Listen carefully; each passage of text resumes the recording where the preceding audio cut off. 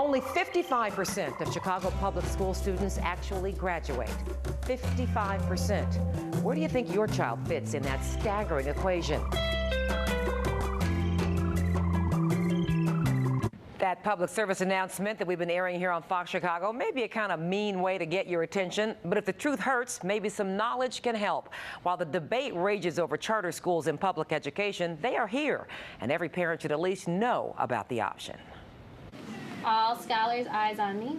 First of all, charter schools are public schools run by private nonprofit groups instead of CPS.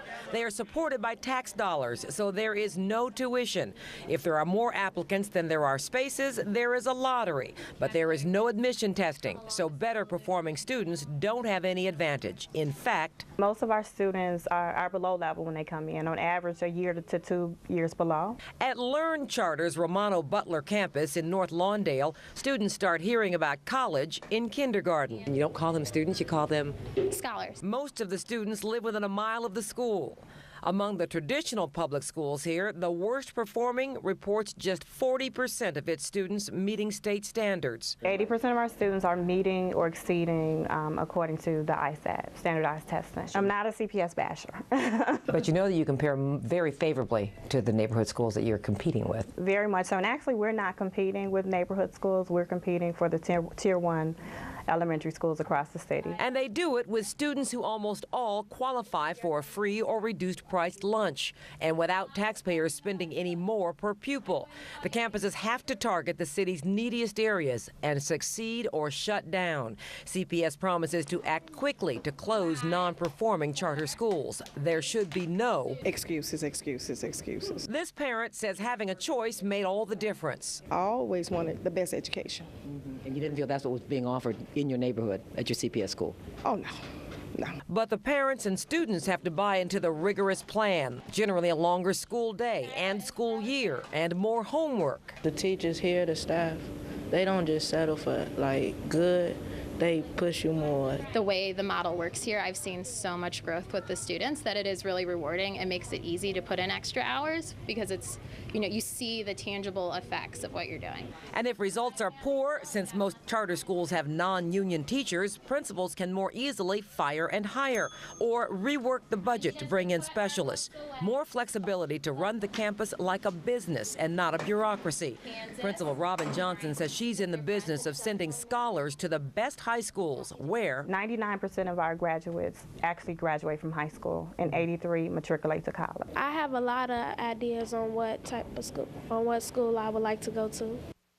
And she went on to name them. Now, there is disagreement, even conflicting research about how well charter schools stack up overall against other public schools. But clearly, some are getting dramatically better results for students, certainly worth checking out. And parents can do that all in one place this Saturday. The New Schools Expo is at Soldier Field. It is free. Even the parking is free. Go to myfoxchicago.com, click on Hot Topics. You can even apply, Bob, for the charter school you're interested in right there on the spot. What exactly is the center of the great debate about these charter schools? The center of it is that every child can't go to one because there's 410 Chicago public school students. There's only about 47,000 charter school seats at this point. They can't possibly replace neighborhood schools with charter schools, so it still creates, some people say, a two-tiered system. But what the charter schools answer is, well, maybe we're an example as to how students in these same situations can learn, can be taught, given the flexibility and these types of resources. So the debate is, it's still not for everybody because there's not enough space for everybody. How tough is it to get in? What are the odds on getting a child in there? About 2 to 1 right now. That's about 12,000 students on waiting lists on average. Not all charter schools report their waiting list, but they can't turn a student away for any reason, not for academic reason, not for financial, not for where they live. So it's, if you have a 2 to 1 chance of getting in a charter school, compare that to like a Whitney Young, which is the top tier high school, where 10,000 students applied for 450 spots just a couple of years ago. So your chance, and you can apply for both, a selective enrollment school with CPS, a charter school, keep your neighborhood school in there, just advocate, learn, and advocate for your kids to find the best thing. Yeah, more of a chance in that case that you get into the charter school. There it is. But every charter school is not the same. Not so the more charter schools show success, like Urban Prep in Inglewood, the tougher it's going to be to get in. Got all that national attention. Now everybody's trying to go there. As a product of the Chicago public school system, I wonder, what can CPS take away from this?